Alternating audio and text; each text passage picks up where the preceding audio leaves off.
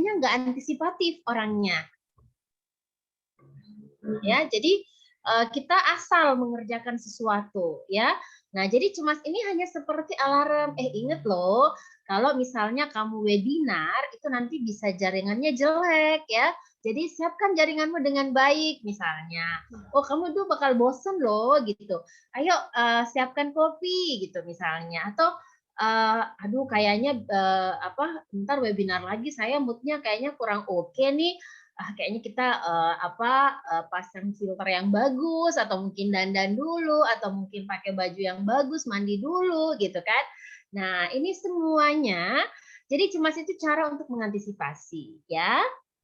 Nah, cemas yang terkontrol bisa membantu kita untuk melakukan persiapan dan antisipasi yang lebih matang. Oke, sampai sini cemasnya udah paham ya. Oke, kita next.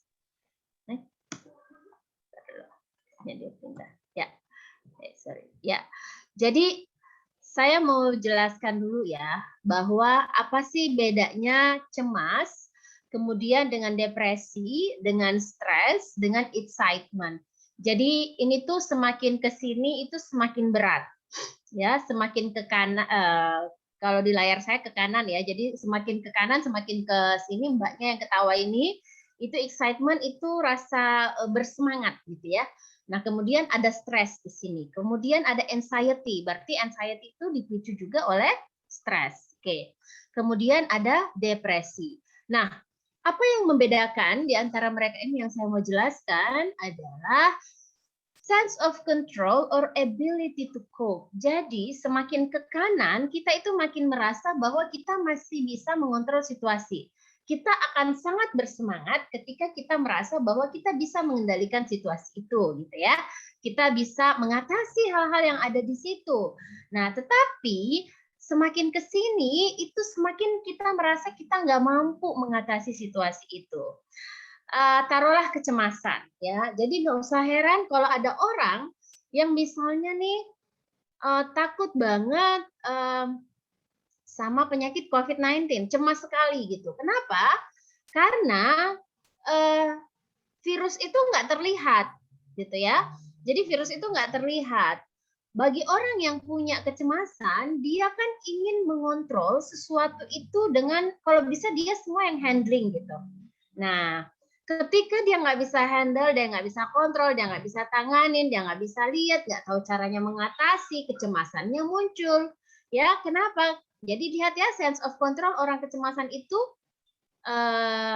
tinggi, tetapi ketika dia cemas sebenarnya itu dia dalam keadaan sense of control-nya itu rendah. Sementara dia orangnya mau mengendalikan segalanya. Gitu. Jadi akhirnya cemasnya muncul. Aduh, gimana ya caranya supaya saya bisa terhindar dari COVID dan sebagainya ya. Berarti dia menjadi sangat ikut prokes, bagus ya.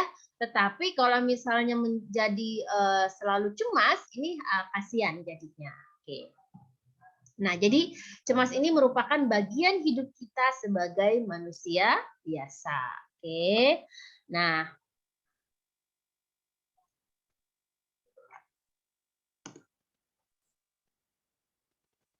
kenapa ini? Jadi Kak.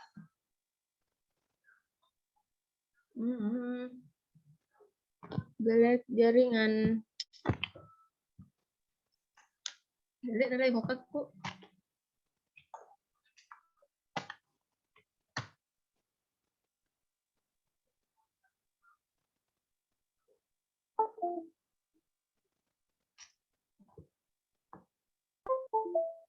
Oke, sorry ya. Barusan jaringannya jelek. Oke, kita lanjut. Nah, kemudian kalau gangguan kecemasan itu apa? Kalau gangguan kecemasan ini adalah perasaan cemas yang dirasakan hampir setiap hari dan mengganggu aktivitas kita sehari-hari. Dan seringkali terjadi tanpa alasan yang jelas. Biasanya kita memberikan respon yang berlebihan terhadap situasi atau masalah.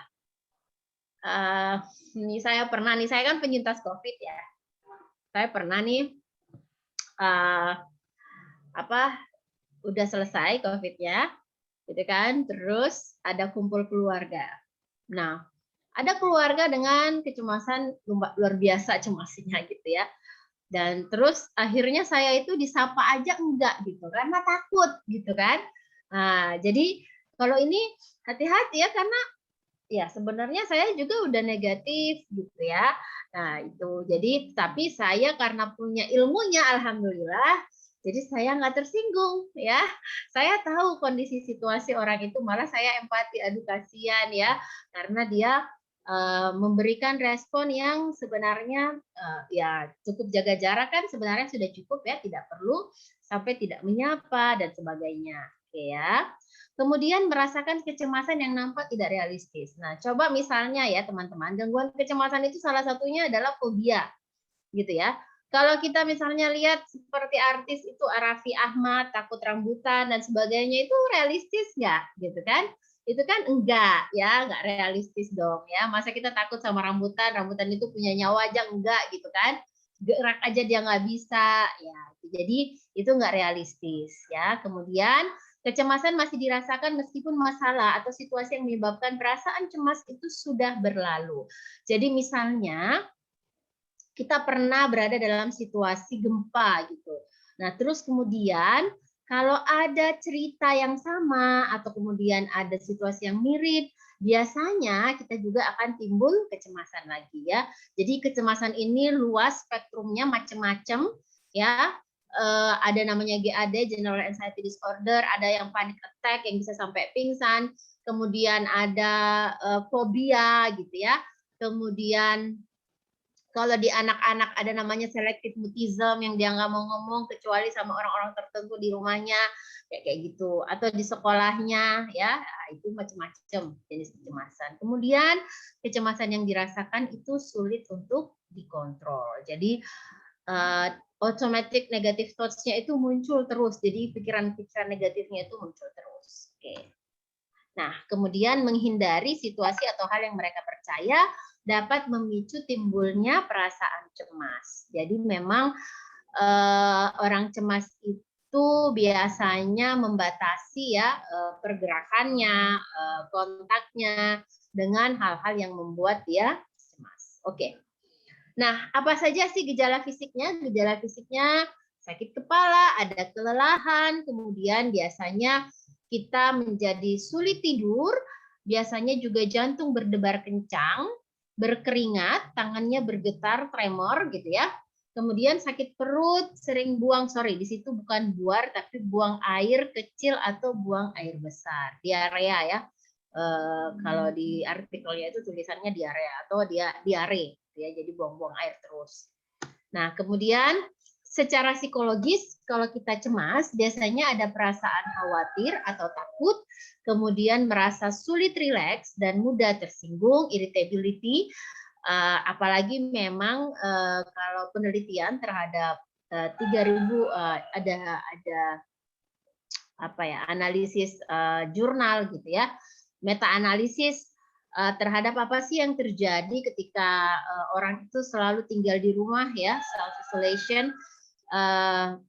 Itu memang ada dua, ada low mood sama irritability gitu ya. Bisa saja mungkin itu ada cemasnya juga di sana. Kemudian tegang, gelisah, mengantisipasi hal terburuk dan terus berjaga-jaga akan bahaya yang terjadi ya. Gimana mau rileks gitu. Kalau kita itu selalu berada dalam kondisi antisipasi gitu. Pasti juga nggak bisa tidur ya. Tadi sudah disebutkan gejala fisik. Kemudian biasanya munculnya automatic negative thoughts. Jadi misalnya ada orang yang beranggapan bahwa ketika kamu bertemu orang, anggap saja semua orang itu COVID. Nah, sehingga dia menjadi sangat sangat protektif ya, baik terhadap dirinya sendiri maupun terhadap orang-orang yang ada di sekitarnya. Gitu. Tetapi kasihan menurut saya kalau mindset seperti itu ya, kalau saya lebih baik kita tetap berjaga-jaga bahwa kemungkinan kita diakses oleh virus COVID-19 itu selalu bisa ada, tetapi ya selalu juga ada kemungkinan kita untuk sehat. Oke. Nah, mengapa cemas? Karena vaksinasi. Banyak hal. Nah, banyaknya berita mengenai dampak negatif vaksin yang di blow up di sosial media. Misalnya begini, jadi ada beberapa berita yang saya baca ya. Misalnya ada dokter di Bulukumba itu yang meninggal setelah mendapatkan vaksin ketiga, vaksin Moderna gitu. Nah, persoalannya adalah apakah memang vaksinnya yang menyebabkan dia meninggal? Ya, apakah ada penelitian bahwa memang keluarganya bersedia si ibu dokter ini diotopsi dan diperiksa, diteliti bahwa memang penyebabnya itu adalah vaksinnya. Karena ada begitu banyak orang yang menerima vaksin Moderna dan tidak kenapa-napa gitu. Ya. Bahkan alhamdulillah ya ibu saya itu usianya sudah 66 tahun, maju mundur juga mau vaksin gitu ya, tapi kemarin dapat jatah Moderna karena lansia ya, nggak boleh pakai Sinovac, itu nggak apa-apa gitu, ya malah dia puasa, alhamdulillah masih kuat puasa dan sebagainya. Tidak ada reaksi-reaksi yang dibilang demam apa-apa, karena itu betul-betul sangat bergantung pada kondisi tubuh kita, itu ya. Oke. Nah, kemudian dugaan bahwa vaksinasi mengandung zat yang tidak halal. Nah, ini sebenarnya sudah vaksin itu sudah dikeluarkan ya, dinyatakan oleh MUI itu halal ya. Nah, kenapa teman-teman tidak tanyakan obat-obatan yang lainnya? Obat-obatan yang lainnya itu juga ada loh yang zat-zatnya mengandung zat yang tidak halal. Ya, setahu saya dulu itu ada obat diabetes, ya itu mengandung salah satu apa itu namanya katalisator ya. Saya nggak terlalu ngerti. Jadi zat untuk membuat obat itu dibikin dari enzim babi. Dan tidak ada pilihan lain. Ya mau apa lagi ya? Oke. Kemudian dugaan bahwa vaksinasi dapat merubah pemikiran dan kepribadian. Adalah yang bilang dimasukin chip, nanti ketahuan datanya, kemasukan chip dan sebagainya. Halo. Aku kadang mau ketawa ya. Kenapa ya? Seprimitif itu. Ya maksudnya gini ya, terlalu canggih pemikirannya, tapi lihat-lihat dong situasi kita. Kita jaringan aja jelek kok mau pikir sampai kita bisa dideteksi sama cheat gitu gimana gitu kan. Ya, kalau si komedian yang bintang Emon itu bilang, ya selama kamu masih fotokopi KTP di kelurahan itu berarti kamu nggak usah khawatir sama chip-chipan dan sebagainya gitu ya. Santai aja gitu. Enggak ya.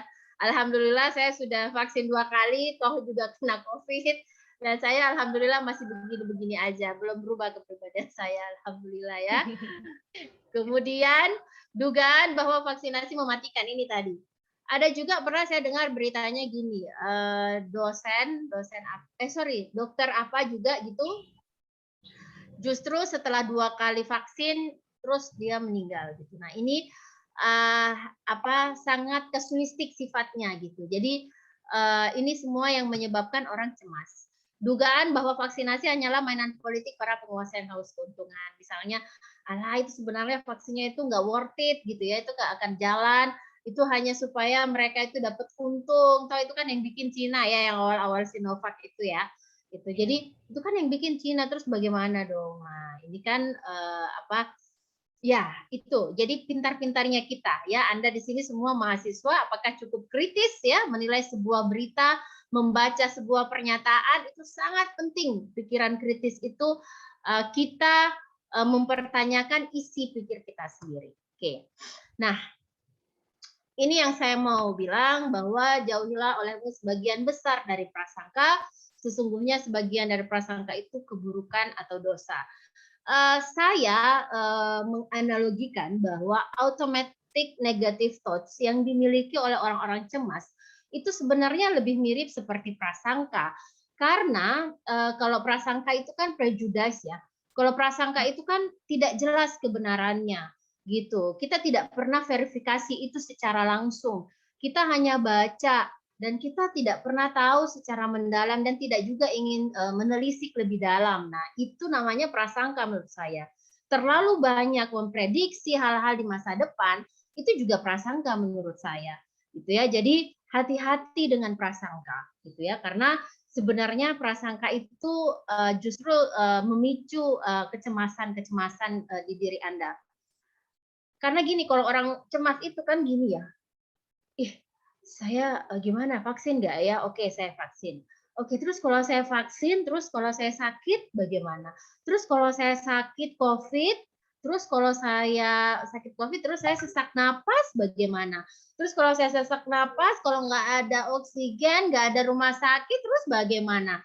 Terus kalau nggak ada rumah sakit, nggak ada dokter, terus bagaimana? Terus aja gitu. Padahal apa yang kita pikirkan itu belum tentu sesuai dengan apa yang kejadian gitu loh. Gitu. Jadi boleh antisipatif, tapi antisipatif yang realistis. Nah, jadi udah stop sampai sini udah cukup saya kira gitu ya. Oke. Itu ya. Nah, next. Lalu bagaimana kita mengatasinya gitu ya? Bagaimana sih kita mengatasi perasaan-perasaan itu? Nah, yang pertama,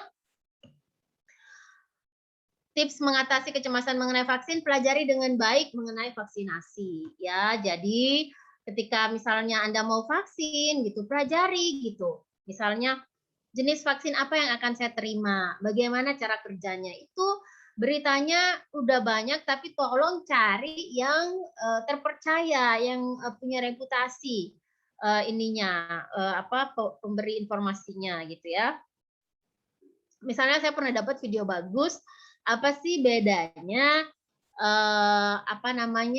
Sinovac, kemudian Moderna, kemudian Pfizer, AstraZeneca dan sebagainya. Jadi kalau Sinovac itu cara kerjanya itu kan dengan memasukkan virus yang sudah dilemahkan gitu. Jadi dia yang sudah dilemahkan terus dimasukkan ke dalam tubuh kita. Nah, makanya kadang ada yang demam-demam gitu ya, karena itu reaksi tubuh gitu kan.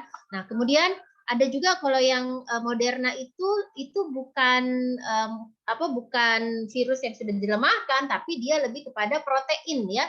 Jadi protein yang bisa membantu menguatkan imunitas tubuh dan sebagainya. Jadi orang lebih, dan efikasi itu apa ya? Daya dia untuk terhindar dari COVID itu teruji klinis itu lebih tinggi daripada Sinovac. Sinovac itu cuma 60 sekian persen, kalau Moderna itu sampai 90-an persen. Nah, kayak gitu loh. Jadi itu dipelajari. Terus kalian kondisinya apa? Kenali diri kalian gitu. Jadi misalnya, oh saya nih misalnya ya, saya punya kerabat itu autoimun misalnya. Oh saya nggak bisa pakai Sinovac. Kalau saya pakai Sinovac itu berbahaya dan itu sudah ada rilis beritanya misalnya kayak gitu. Nah, orang tua, apakah orang tua boleh pakai Sinovac? Apakah dia harus pakai Moderna? Ya itu sangat tergantung kondisi kita masing-masing. Jadi pelajari dengan baik mengenai vaksinasi. Kemudian pilih berita yang dikonsumsi mengenai vaksin dan perkembangannya. Tolong kalau misalnya baca berita gara-gara vaksin meninggal, lihat dulu, baca dulu, jangan cuma baca judul, habis itu di screenshot, dikirim lagi ke grup keluarga, ke grup teman-temannya. Anda tuh bukan menyebarkan kebaikan gitu ya, malah menyebarkan keburukan. Hati-hati loh, nanti ditagih loh di akhirat gitu ya. Kamu ditanya loh, kamu baca nggak itu, bener nggak gitu ya, hati-hati ya. Oke, kemudian diskusikan apa yang Anda rasakan dengan orang yang tepat dan Anda percaya gitu. Jangan sesama pencemas terus saling cerita. Wah, mabur gitu ya.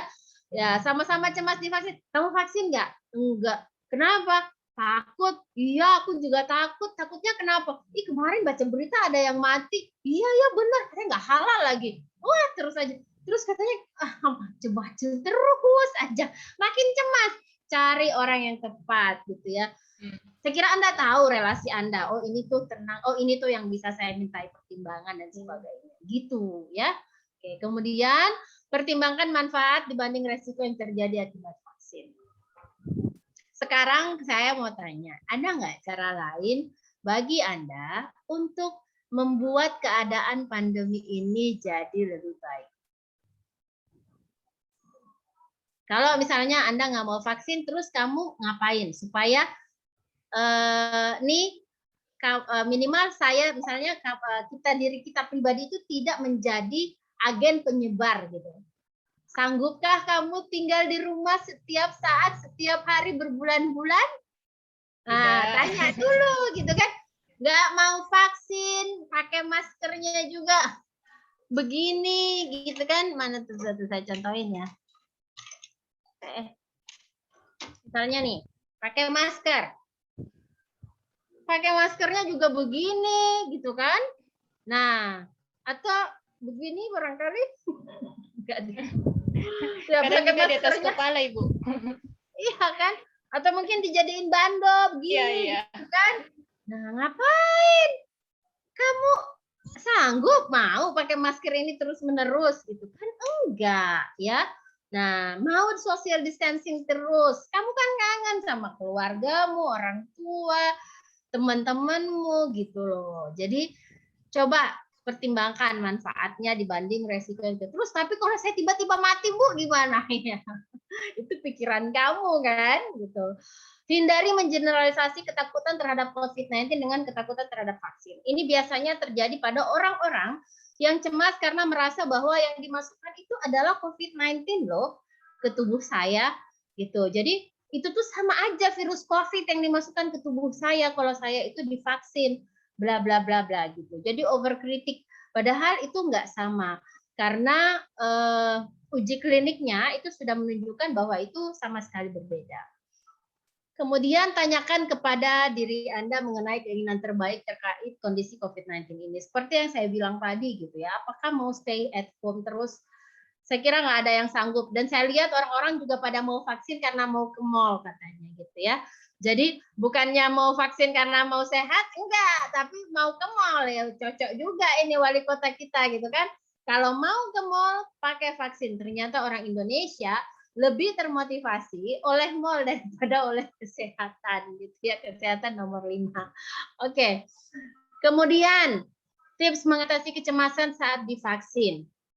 Jadi pelajari dulu informasi. Jadi ini saat divaksin maksudnya nih saat Anda itu hari itu mau divaksin gitu. Jadi pelajari informasi vaksin yang Anda terima. Misalnya Anda terimanya Moderna. Oh, Moderna itu kayak gimana ya?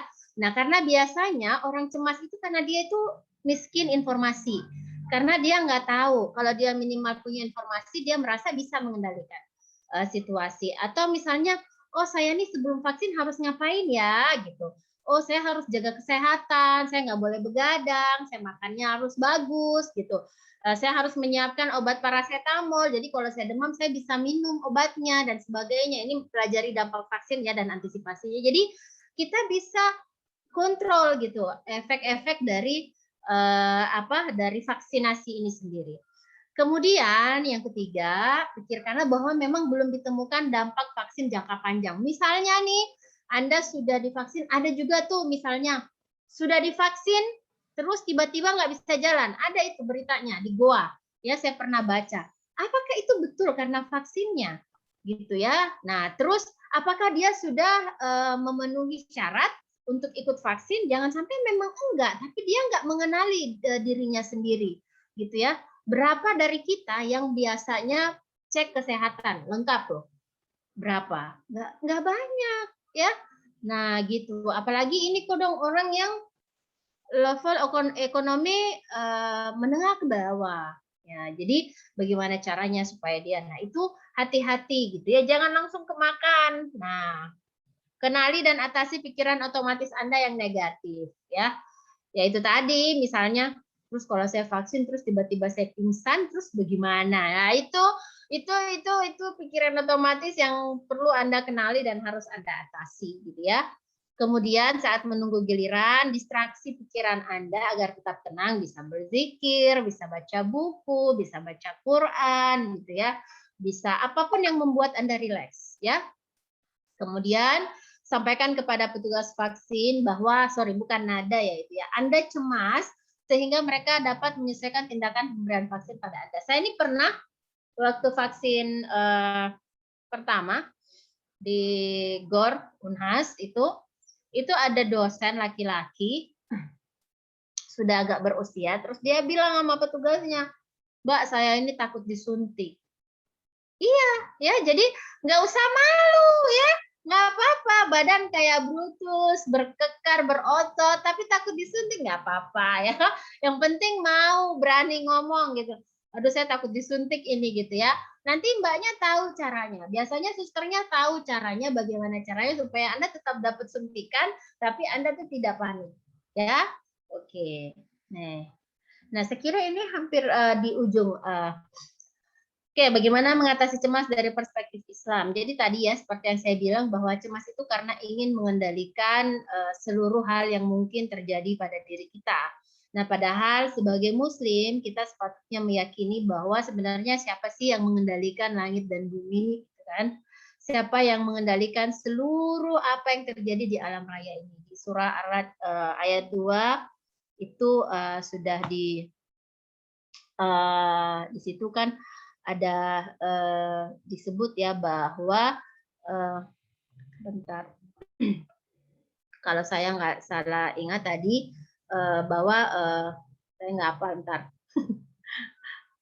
oke mana tadi catatan saya bentar ya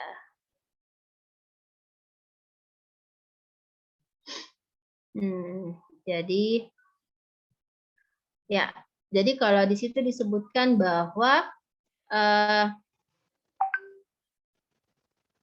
Allah meninggikan langit tanpa tiang, sebagaimana yang kamu lihat, kemudian dia bersemayam di atas arsy, dia menundukkan matahari dan bulan, masing-masing beredar menurut waktu yang telah ditentukan, dia mengatur urusan makhluknya, dan menjelaskan tanda-tanda kebesarannya agar kamu yakin akan pertemuan dengan Tuhanmu. Jadi ini masalah iman gitu ya. Jadi cemas boleh, bisa mengantisipasi, tetapi ingat ya bahwa nggak ada yang bisa mengendalikan sesuatu hal kecuali Allah ya. Nah, di surah Al-An'am ayat 59 ya itu di sini apa? Ya, saya bacakan ya artinya.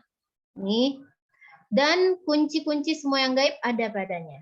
Tidak ada yang mengetahui selain dia. Dia mengetahui apa yang di darat dan di laut.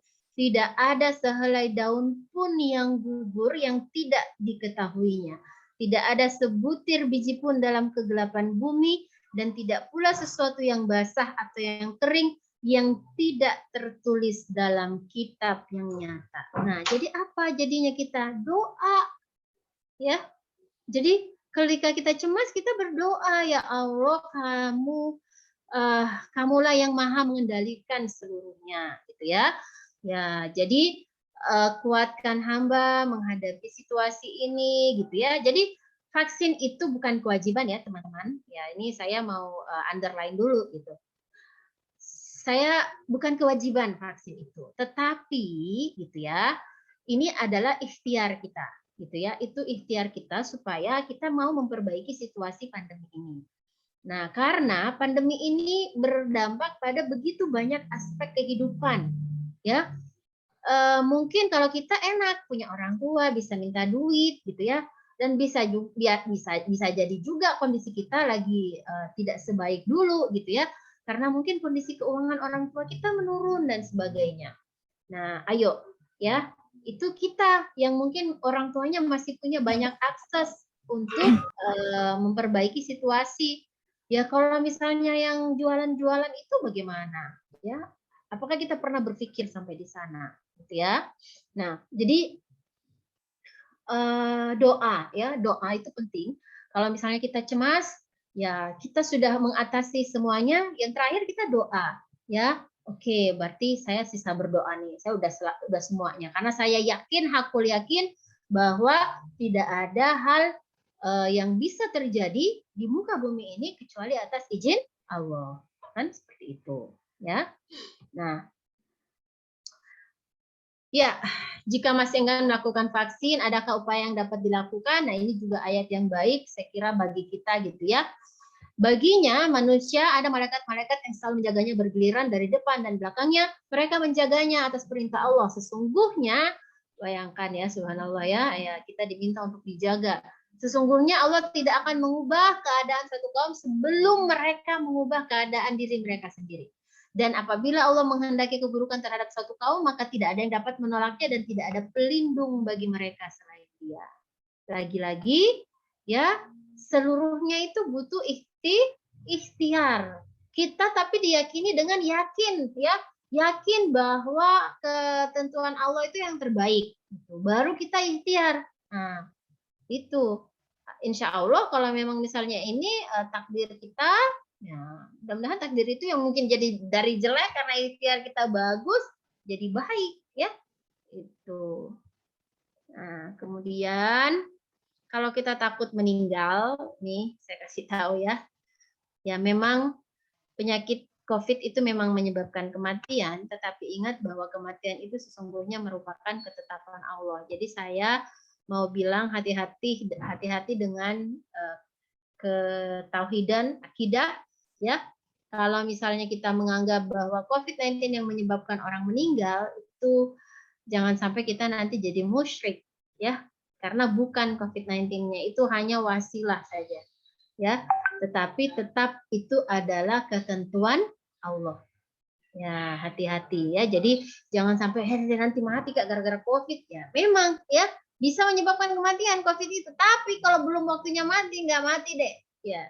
Ya, insya Allah ya. Kalau belum waktunya, yang meninggal sekarang ini memang begitu, sudah begitu ketentuannya. Ya, apakah saya sakit ditinggalkan oleh orang yang meninggal karena itu orang dekat saya? Tentu saja, ya. Mau meninggal karena COVID, tidak meninggal karena COVID, kita semua sakit ketika kita ditinggal oleh orang yang kita sayangi. Gitu. Tetapi kematian itu sebuah keniscayaan. Ya, jadi kita nggak bisa menolak itu. Kita tinggal tunggu waktu, ya. Ya. Yang terakhir, ya, daripada sekedar cemas, jalankan protokol kesehatan, ambil jatah vaksinmu, serta rapikan pelaksanaan ibadahmu. Ya, oke, saya kira itu. Terima kasih. Assalamualaikum warahmatullahi wabarakatuh.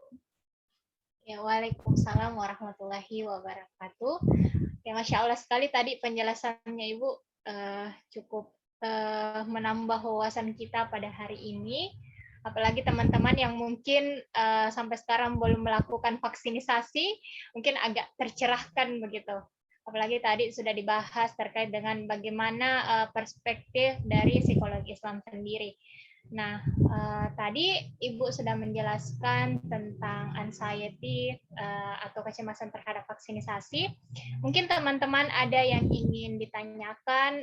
Kalau misalnya teman-teman tidak ingin berbicara langsung, silahkan untuk diketik di pesan di chat Zoom. Silahkan ketika ada pertanyaan atau hal-hal yang mungkin masih mengganggu pikiran teman-teman, silahkan. Atau ada yang mungkin ingin menanyakan secara langsung, boleh diangkat tangannya. Maksudnya emotikon tangan, silahkan di Zoom ya. Oke, mungkin sambil kita menunggu pertanyaan Ibu dari teman-teman atau para peserta, mungkin tadi ada sedikit yang saya garis bawahi terkait dengan kecemasan. Nah, ternyata cemas dan gangguan kecemasan itu berbeda. Jadi saya mau bertanya Ibu, boleh sambil kita tunggu teman-teman yang ingin bertanya? Iya, silakan. Iya. Jadi tadi Ibu terkait dengan gangguan kecemasan secara umum itu salah satunya selective mutism. Saya tadi sempat dengar Ibu membahas tentang selective mutism, gangguan kecemasan yang kira-kira kalau misalnya dia orang-orang terdekatnya atau di lingkungan keluarga, dia bisa berbicara, tapi ketika dia mungkin keluar dari orang-orang terdekatnya, misalnya di sekolah, dia tidak bisa untuk berbicara karena rasa cemasnya itu tinggi. Jadi dijudge di teman-temannya, di lingkungan sekitarnya bahwa ia pendiam, tapi ketika ia di rumah ternyata dia bisa berbicara terhadap ayahnya, keluarganya. Jadi mungkin itu Bu pertanyaannya, kira-kira cara mengatasinya itu seperti apa selain daripada kita ke psikolog sebagai orang-orang terdekatnya, kita bisa mengantisipasinya atau cara mengatasinya itu seperti apa Ibu untuk orang-orang terdekatnya sendiri. Ya. Mungkin itu Iya. saja Ibu. Terima kasih. Iya. Oke, jadi kalau selective mutism ini kan biasanya anak-anak ya. Jadi kalau Iya. anak-anak itu biasanya, tapi biasanya ini juga ada prediktor dari keluarga. Misalnya Iya, iya. keluarganya itu sangat pendiam, gitu ya. Jadi kan memang ada karakter-karakter keluarga itu yang sunyi senyap gitu loh. Jadi kayaknya jarang ngobrol gitu ya. Iya, iya, Nah, iya. begitu. Jadi jarang saling ngobrol kayak gitu. Jadi itu biasanya juga menjadi pemicu ya. Nah, terus biasanya biasanya itu kita harus kenali dulu sih gitu ya.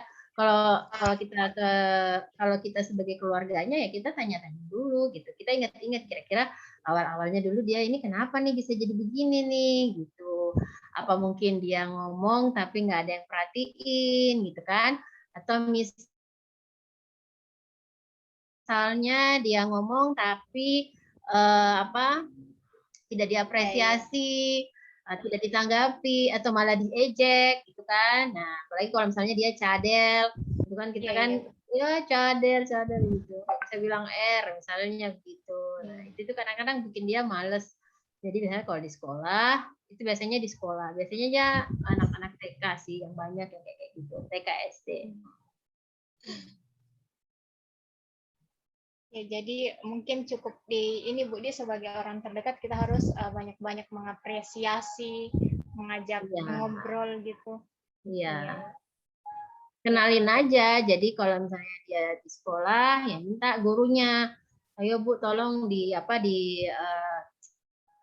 apa namanya, disemangatin biar dia mau Iya. ngomong. Dipuji-puji istilahnya Bu Di. Nah, misalnya, bagusnya tuh suaranya tuh, bagusnya Iya, tuh iya, kalau iya. membaca ini, gitu. Jadi minimal dia satu dua kata keluar dari mulut dia biar dia nggak biar dia terbiasa. Iya. Makasih banyak Bu jawabannya. Oke, Iya. mungkin ada dari teman-teman sekalian atau teman-teman pengurus mungkin ada yang ingin ditanyakan, silahkan supaya diskusi kita pada hari ini bisa apa ya, istilahnya menambah wawasan teman-teman. Mungkin ada yang ingin ditanyakan atau yang merasa mengganjal begitu.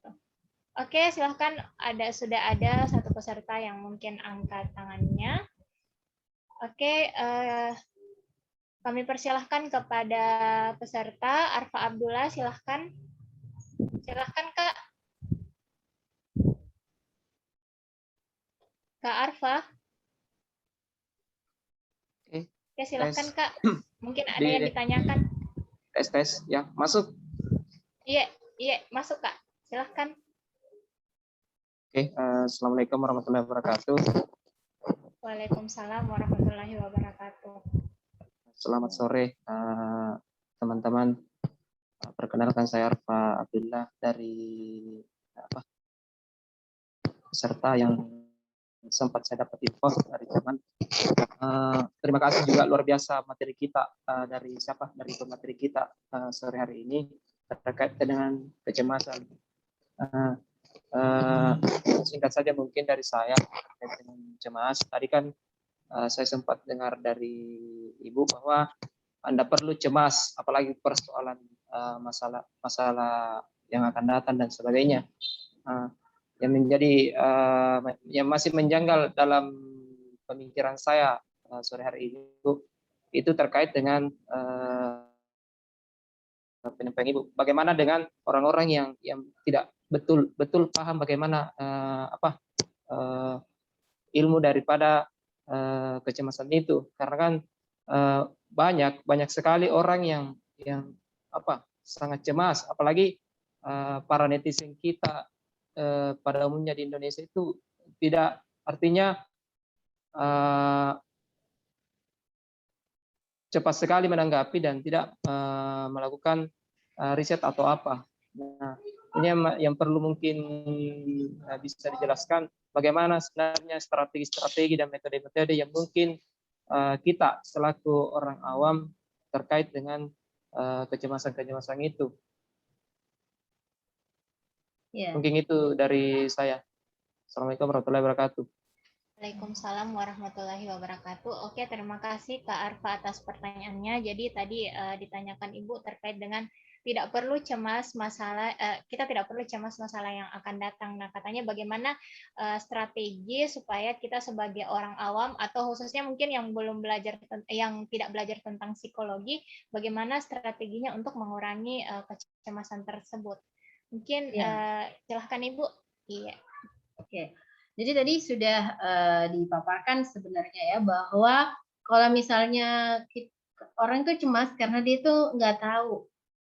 Biasanya cemas Ya. karena nggak tahu, nggak kenal medan, nggak tahu situasi.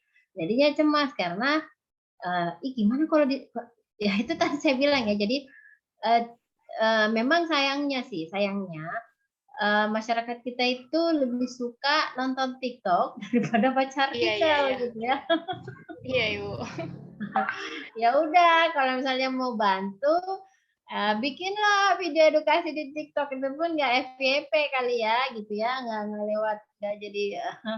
lewat FYP lah gitu. Tapi itu memang susahnya di situ gitu, karena cemas tapi akhirnya jatuhnya menghindar gitu. Padahal kan nggak gitu. Jadi kalau kita cemas, kita cari tahu, kita face our anxious ya. Nah, jadi kita menghadapi kecemasan kita. Kita jangan lari, bukannya misalnya kalau kita cemas kita menghindar. Ya cari tahu.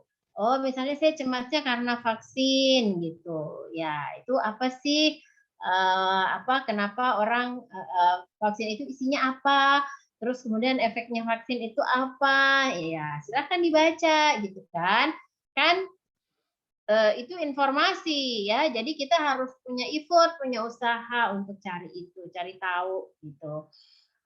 Banyak kok platform-platform yang sudah menyediakan informasi tentang apa itu vaksin, diskusi publiknya juga sudah ada tentang vaksin itu bagaimana, cara kerjanya seperti apa, ya ikutlah gitu kan, apalagi kalau gratis-gratis kayak gini gitu, ya silahkan diikuti gitu supaya punya pengetahuan yang luas. Kalau kita tahu, insya Allah kita cemasnya menjadi lebih sedikit. Gitu. Sama kalau misalnya ya, Anda mau camping nih, gitu kan? Tapi Anda tuh baru aja mau camping ke sana. Sama kalau misalnya Anda mau mengulangi lagi camping ke sana. Cemas yang mana? Pasti cemas yang pertama. Anda lebih antisipatif yang pertama kan? Ya, kenapa? Karena Anda belum tahu medan, belum tahu situasi gitu. Jadi baca, nonton video yang related ke vaksin, tapi cari yang informasinya itu reputable, reputasinya bagus gitu ya. Ya, terima kasih banyak Ibu atas jawabannya. Sungguh luar biasa sekali. Intinya, Kak Arfa mencari tahu kira-kira penyebab cemasnya itu apa, kemudian mencari tahu informasi. Cari tahu informasinya juga itu harus maksudnya yang valid, karena banyak berita-berita sekarang yang hanya meningkatkan kecemasan kita kalau misalnya kita kaji lebih dalam lagi. Ya, mungkin itu saja. Bagaimana Kak Arfa, sudah mewakili jawabannya? Terima kasih jawabannya Bu. Insyaallah mungkin bisa diterapkan sekaligus bisa memberikan informasi dan bisa mengedukasi teman-teman yang khususnya orang awam. Oke, terima kasih Bu ilmunya. Yeah. Buat video TikTok Kak Arfa, mengedukasi. Iya. Kebetulan saya enggak update di sosial media Kak Ayu. Oh, begitu Kak. Oke, terima kasih banyak Kak atas pertanyaannya. Oke, ini ada lagi pertanyaan di grup kolom chat. Assalamualaikum Ibu, izin bertanya, tapi mungkin pertanyaan saya ini keluar dari topik yang dibicarakan hari ini. Pertanyaan saya, apa dampak jika seorang anak sejak kecil sering dimarahi, sering mengalami atau menyaksikan hal-hal kriminal di lingkungan keluarganya seperti dimaki, dibanding-bandingkan, bahkan hingga dipukul, dan apakah dampaknya ini akan berkepanjangan? Jadi mungkin Ibu ini terkait dengan kecemasan secara umum, bukan terkait dengan vaksinisasi. Yes. Ya, dampaknya Ibu terkait dengan ini mungkin kekerasan, kemudian dibanding-bandingkan oleh orang tua. Ya, silahkan Ibu. Oke, baik. Ya, kalau ya tentu saja berdampak ya. Ya minimal dia akan belajar bahwa dipukul tuh nggak apa-apa. Ya, jadi nanti kalau misalnya dia lihat orang dipukul, dia nggak akan bereaksi apa-apa, santai aja. Gitu. Dia akan cuma liatin aja, oh biasa kok gitu. Gitu. Jadi itu hal yang biasa gitu. Jadi dia akan secara psikologis dalam tanda kutip dia akan kebas ya. Jadi agak-agak mati rasa gitu kalau misalnya masalah dimaki, dipukul dan lama-lama dimaki juga dia santai aja gitu. Udah biasa gitu karena kita semua punya ambang batas ya. Jadi kayak misalnya ambang batas indera perasa. Ada orang tuh yang kalau misalnya dia garamnya misalnya 1 sendok dia udah rasa gitu. Tapi ada juga orang harus 3 sendok baru terasa. Nah, itu ambang batas kita beda-beda. Ya, sama dengan secara psikologis kita juga punya ambang batas itu gitu. Ada anak-anak yang sangat sensitif gitu ya. Baru didengar suara keras sedikit nangis misalnya. Nah, ada yang udah dimaki-maki malah balik memaki gitu ya. Kamu nakal, kamu juga nakal gitu. Jadi itu dampaknya akan begitu. Ya, kalau misalnya ada yang situasi seperti itu sih sebenarnya lebih baik dievakuasi ya. Kasihan anaknya tidak punya kesempatan untuk tumbuh dengan baik. Karena lingkungan kan, ya main settingnya dia juga akan begitu. Itu kenapa saya tahu karena penelitian mahasiswa saya itu tentang bullying. Jadi ketika ditanya tentang bagaimana pola asuh ya efek pola asuh terhadap bullying. Jadi kalau jadi anak-anak yang membuli orang lain itu biasanya itu karena dia di rumah juga dipukulin gitu.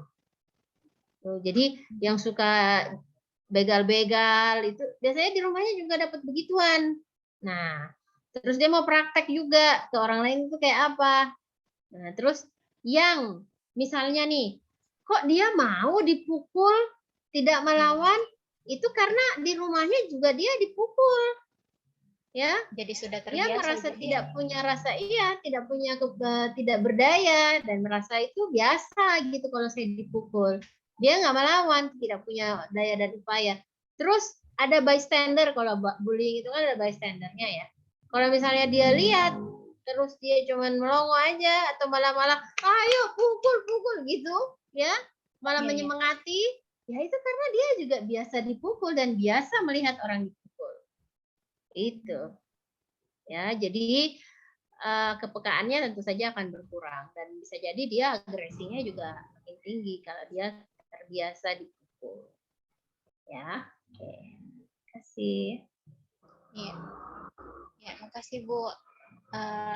Dari jawabannya tadi Ibu, langsung tiba-tiba saya muncul pertanyaan dari saya, kira-kira tadi kan sudah dijelaskan misalnya kalau misalnya anak-anak yang terbiasa melihat kekerasan dalam rumah tangga, misalnya orang tuanya dia tingkat bagaimana ya, kayak mungkin ketika dia melihat temannya dipukul atau apa dia sudah terbiasa, tapi kira-kira mungkin bisa tidak Ibu berkebalikan? Maksudnya bisa tidak kira-kira ada anak yang mungkin sudah terbiasa dengan melihat kekerasan, tapi ketika dia beranjak dewasa mungkin malah dia yang sensitif terhadap kekerasan tersebut, misalnya menolong temannya karena dia sudah tahu bahwa kekerasan itu tidak baik untuk dilakukan.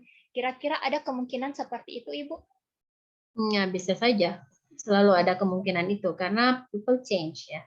Kita semua bertumbuh dan berubah gitu. Tergantung apa yang kita asup, apa yang kita baca, apa yang kita lihat, apa yang kita dengar, and we can choose all of that gitu. Kita bisa pilih sebenarnya gitu ya. Apa yang kita baca, apa yang kita lihat itu kan sebenarnya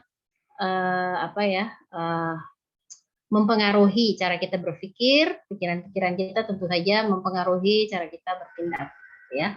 Jadi silahkan kan nggak usah heran ya, misalnya ada orang nih hijrah gitu, ya kan, ya itu karena apa yang dia asup, apa yang ya selain hidayah tentu saja. Tetapi saya kira dia juga mencari jalan menuju ke sana gitu, nggak tiba-tiba datang hidayah itu kan. Tuh, jadi dia kan mencari juga gitu, ya kan nggak juga tiba-tiba. Iya, dia ngumpul sama teman-temannya yang hijrah juga, kali dia penasaran, terus tiba-tiba dia tahu, oh nikmatnya hijrah tuh seperti ini. Nah baru kemudian dia menjadi sadar. Sama kalau misalnya dia awalnya dipenuhi dengan kekerasan, dia agresif juga orangnya, tapi dia banyak baca artikel barangkali dan sebagainya, dan dia mulai memperbaiki dirinya secara internal, ngobrol sama dirinya sendiri, merefleksikan perjalanan hidupnya, bisa jadi dia berubah. Iya. Ya, terima kasih banyak Ibu atas jawabannya. Insya Allah sangat mewakili sekali. Intinya mungkin ada dampak dari perilaku tersebut, tapi ketika kita melakukan prosesnya, menyadari mungkin hikmahnya yang seperti tadi dijelaskan oleh Ibu, kita akan berbalik begitu. Jadi kita tidak selamanya untuk melakukan modeling terhadap lingkungan keluarga kita, tapi ada namanya proses perenungan, proses belajar. Jadi teman-teman silahkan melakukan proses tersebut jika mungkin masalah ini teman-teman alami. Begitu. Bagaimana Kak Nurul? Oh iya, terima kasih katanya Ibu atas penjelasannya, sungguh luar biasa. Oke, ada lagi teman-teman yang ingin ditanyakan? Oke, silahkan, ada yang angkat tangan. Silahkan Kak Muhammad Ansar. Ya, Kakak Muhammad Ansar, silahkan Kak. Ya, silahkan Kak. Terima kasih atas kesempatannya Ibu selaku moderator. Tapi Ibu, saya ingin bertanya bahwasanya sebenarnya perihal vaksinasi juga saya mau nambahkan sedikit. Di beberapa daerah juga banyak orang yang cemas karena yang pertama kurangnya sosialisasi pemerintah di daerah tersebut. Contoh di tempat saya tinggal sampai saat ini tidak ada penelusuran bahwasanya apa itu vaksinasi Sinovac, apa itu Moderna dan lain sebagainya, sehingga orang-orang yang rentan akan kecemasan akan termakan oleh berita-berita hoax yang tidak benar adanya, sehingga yang namanya berita-berita parno lebih besar daripada berita-berita yang real. Masuk kepada pertanyaan itu sendiri, saya mau bertanya perihal kecemasan. Apakah ada cara ampuh untuk mengatasi yang namanya kerentanan dalam kecemasan sendiri? Dalam hari ini vasovagal yang seperti itu, Ibu. Sekian dan terima kasih. Assalamualaikum warahmatullahi wabarakatuh. Oke. Ya. Waalaikumsalam warahmatullahi wabarakatuh. Sepertinya agak mirip tadi dengan pertanyaan pertama Ibu Di. Ya. Silahkan Ibu. Oke, bisa juga dengan gini, kalau misalnya mulai cemas nih, coba dikenali pikirannya. Gitu. Apa sih yang, misalnya kalau biasanya, tapi itu kan nggak gampang ya. Mengenali pikiran itu nggak gampang. Ini pikiran apa perasaan gitu ya. Itu nggak gampang itu mengenali pikiran itu. Tapi itu penting kita lakukan. Ya, misalnya nih, mau nggak mau, misalnya ada pengumuman gitu kan.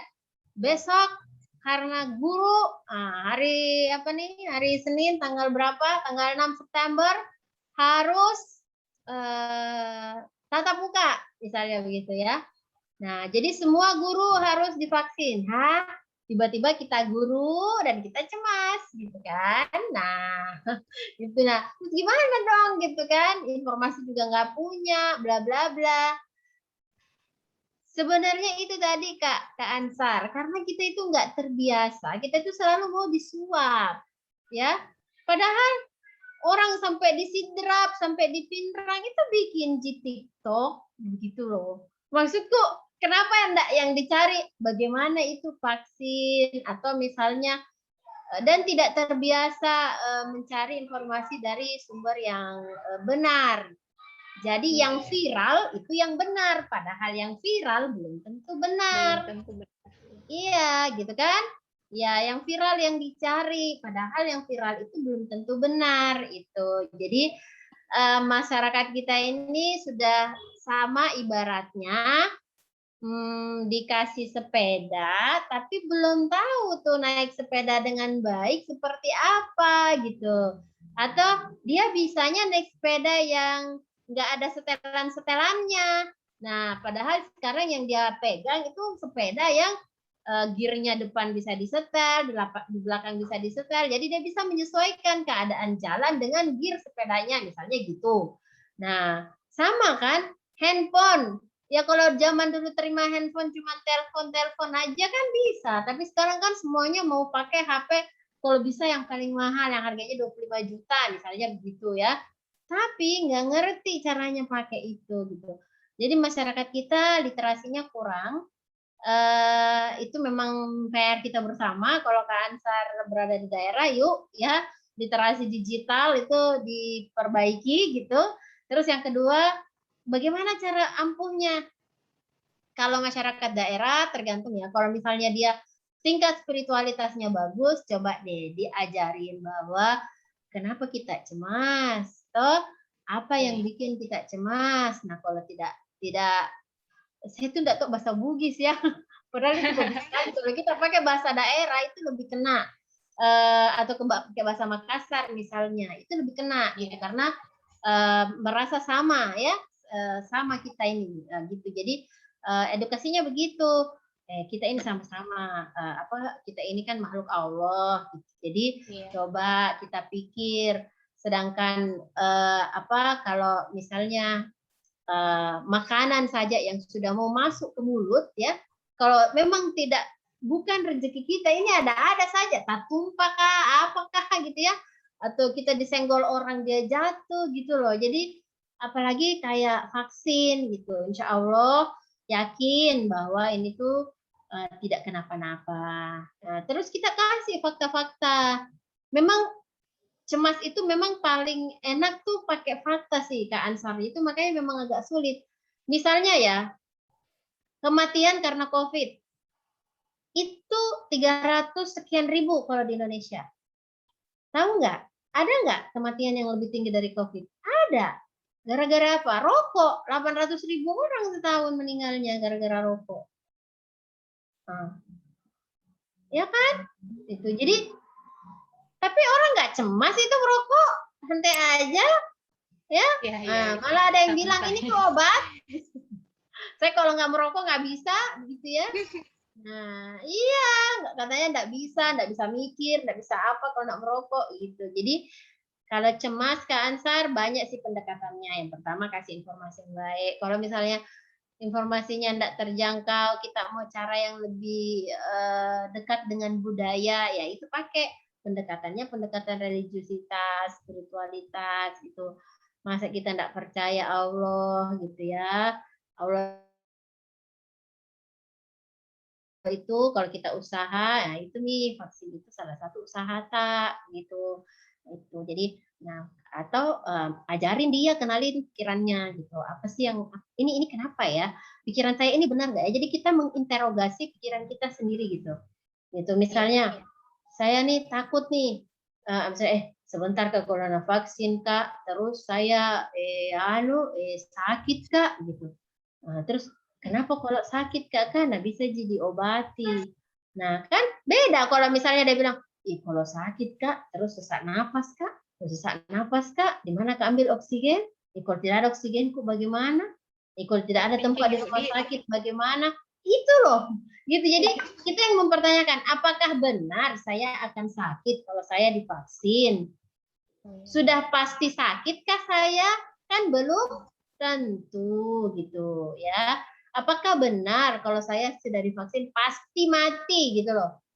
Enggak juga, belum tentu. Nah, itu jadi itu bisa menjadi cara ya supaya kita itu tidak terlalu cemas menghadapi apapun sebenarnya. Jadi mengenali negatif automatic thoughts itu penting sekali karena itu dasar kenapa orang menjadi cemas. Terima kasih. Ya, terima kasih banyak Ibu atas jawabannya. Intinya Kak, pertama mungkin tadi Ibu menjelaskan bahwa kenali pikirannya kira-kira apa yang membuat cemas. Kemudian tadi terkait dengan sosialisasi pemerintah yang kurang di lingkungan masyarakat.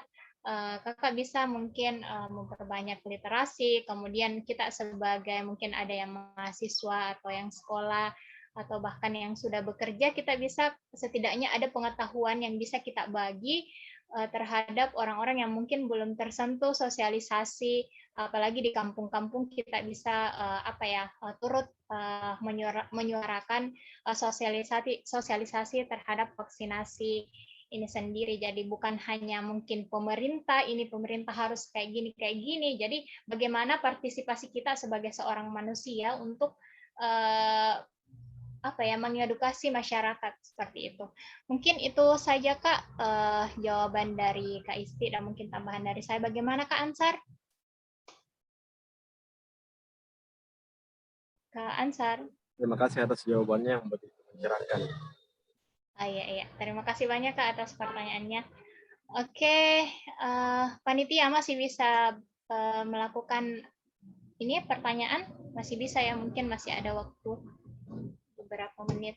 Oke, masih ada satu pertanyaan. Oke, mungkin kembali lagi ke penanya yang pertama. Silahkan Kak Arfa, silahkan. Masih ada waktu beberapa menit. Silahkan Kak Arfa. Oke, terima kasih kembali Kakak Ayu. Didengarkan? Iya, terdengar jelas Kak. Oh iya. Saya sedikit melenceng daripada cemas terhadap COVID-19, tapi saya berpikirnya mau bertanya terkait dengan kecemasan terhadap orang-orang sekitar kita, terutama yang kita kenal mungkin. Saya mau bertanya, Bu, bagaimana sebenarnya untuk mencegah, misal kita baru mengenal orang, tapi tiba-tiba kita cemas terhadap orang itu, padahal orang itu kita belum tahu bagaimana sebenarnya latar belakangnya dan sebagainya. Nah, untuk mengatasi hal seperti itu, Bu, bagaimana? Oke, sebentar. Saya mau konfirmasi dulu. Maksudnya nih, kita nih baru keluar rumah, lihat orang, terus kita cemas, gitu? Maksudnya, Bu, bagaimana? Atau kita pernah punya pengalaman dulu sebelumnya dengan orang itu, terus kita jadi cemas? Misalnya kita ketemu dengan orang-orang baru, Bu, tapi kita selalu, maksudnya penilaian terhadap orang itu biasanya kita sensitif karena ada perilaku-perilaku mungkin yang tidak sesuai dengan apa yang kita pikirkan. Nah, ya, pertanyaan itu yang saya mau melurus kamu, bagaimana kira-kira untuk menghadapi diri kita sebenarnya, diri kita pribadi sendiri sebenarnya hal seperti itu. Oke, makasih Kak Arfa. Ya, misalnya nih kita berada di lingkungan baru, terus kita cemas, itu biasanya karena dua sih penyebabnya. Biasanya orang yang takut sama interaksi dengan orang baru itu biasanya kalau nggak dia perfeksionis gitu ya, sehingga dia takut melakukan kesalahan. Jadi karena takut melakukan kesalahan, jadi dia cemas gitu. Jadi dia tidak ingin orang lain menganggap dia itu buruk, gitu. Makanya dia cemas gitu. Ya, nanti kalau saya kenalan duluan, terus nanti salah nggak ya sapaannya gitu. Nanti saya panggilnya bapak padahal masih emas-emas misalnya, atau masih kakak-kakak, atau saya panggilnya kak ternyata sudah ibu-ibu misalnya, kayak gitu. Ya, it's a simple thing. Sesimpel itu bisa bikin orang cemas loh ya. Nah, karena orang pencemas itu memang overthinking. Semuanya dipikirin sedetail-detailnya. Padahal pertanyaannya adalah, is it true? Is it happen? Ya, until you try it, you never know the truth is. Gitu. Jadi benar nggak itu kejadian gitu ya? Gitu. Jadi misalnya ya, nggak pernah makan cabai nih, ayo makan dulu cabai gitu, nggak pedis gitu, coba lagi.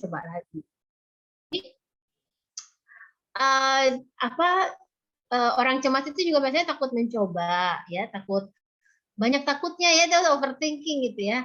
Nah, atau misalnya jadi kalau saya sih kalau misalnya itu biasanya kan orang cemas itu sikap tubuhnya bagaimana? Begini, menutup ya, Jadi dia mojok, menutup ya. Makin-makin orang nggak akan, siapa yang mau kenalan sama orang begitu gitu ya. Kita baru lihat aja, kasihan, ketakutan gitu. Hanya orang yang bernyali cukup biasanya yang memang open gitu ya. Itu biasanya dia yang nyapa duluan, halo, kamu namanya siapa, bla bla bla gitu. Nah, memang kalau di kecemasan memang ada namanya sosial fobia. Sosial fobia itu memang kita itu, saya pernah punya klien begitu, tetapi itu ada penyebabnya. Karena dia pernah di pengantin pingsan. Nah, terus pernah juga lagi antri belanjaan, terus dia pingsan. Sebenarnya sih, jadi saya tanya, kenapa Bu? Iya, saya tuh suka pingsan kalau di luar. Berapa kali pingsannya? 2 kali. Nah, Ibu ke pengantin berapa kali? Sudah berkali-kali. Nah, kan pingsannya baru berapa kali, Bu? 1 kali. Jadi banyakan pingsannya apa enggak pingsan, Bu? Banyakan enggaknya. Nah, terus Ibu ngapain? Jadi karena dia sosial fobia, dia nggak keluar-keluar dari rumah. Belanja pun cuma cuma 10 menit. Nah, jadi kalau 10 menit belanja dia harus langsung tiba-tiba langsung semua gercep gitu, selesai terus tiba-tiba dia bayar, habis itu dia pulang gitu. Karena kalau enggak nanti tiba-tiba dia pingsan gitu. Karena apa? Cemas. Cemasnya apa? Negatif automatic thoughts-nya. Nih sebentar nih, kalau saya menyapa orang pasti orangnya nggak nengok, atau misalnya nih kalau saya nyapa nih nanti orangnya ngambek atau marah atau apa, padahal belum tentu ya. Jadi kalau misalnya ada yang seperti itu, hadapi dulu, coba dulu. Memang sih mungkin kamu keringetan ya, jantungnya berdebar-debar, tidak jelas gitu. Tapi sampai kamu sendiri yang membuktikan itu, kecemasan itu nggak akan pernah teratasi. Ya, jadi harus punya keberanian untuk makanya kan obat anxiety itu ada obatnya. Saya pernah punya klien 9 tahun minum obat anxiety. Begitu mengganggunya cemas. Ya, sebenarnya itu tadi balik lagi, apa sih yang mau kita cemaskan? Kita itu cemas karena kita mau mengontrol banyak hal. Gitu. Kalau kita misalnya udah berusaha, misalnya kita berusaha nih terbuka sama orang gitu ya. Kayak anak saya biasa bilang, kok saya menyapa orang, saya senyumin, terus dia nggak senyum sama saya kan jadi jengkel gitu. Ngapain aku jengkel? Bisa jadi dia nggak lihat kamu senyum, bisa jadi memang dia jutek, bisa jadi memang dia nggak mood. Ngapain kita ditentukan oleh perilaku orang lain, ya nggak? Ya, orang lain itu tidak akan merubah kita gitu. Kita berubah karena kita memang mau berubah. Gitu. Termasuk cemas, ya. Iya. Ini enggak pada cemas. Kelihatan mukanya kan enggak pada buka kamera. Kadang juga ada, Bu. Kadang ya. Kurang percaya diri mungkin. Iya, jadi cemas. santai aja gitu. Cuman memang percaya diri itu kuncinya itu berani malu deh, ya. Iya, Bu. Ya. Karena kalau nggak pernah berani malu ya susah gitu. Sampai akhirnya kita terbiasa, santai aja lah gitu. Ya. Saya pernah nih di satu acara besar ya, jabat, terus saya jatuh di kolam itu. Gitu kan. Semuanya orang, wah gimana itu? Gitu ya. Ya saya dengan coolnya dong bangkit dari kolam. Nggak apa-apa, santai aja. malu lah gitu kan, malu lah gitu. Tapi saya mengubah otomatis. Kalau saya misalnya negatif automatic thoughts kan, kalau saya orang pencemas, ya ampun malunya, kenapa nggak ngilang aja saya sekalian gitu kan, harusnya kan gitu kan. Tapi saya nggak gitu, yang saya pikirkan udahlah, tuh orang-orang di sini juga saya nggak kenal semua, mereka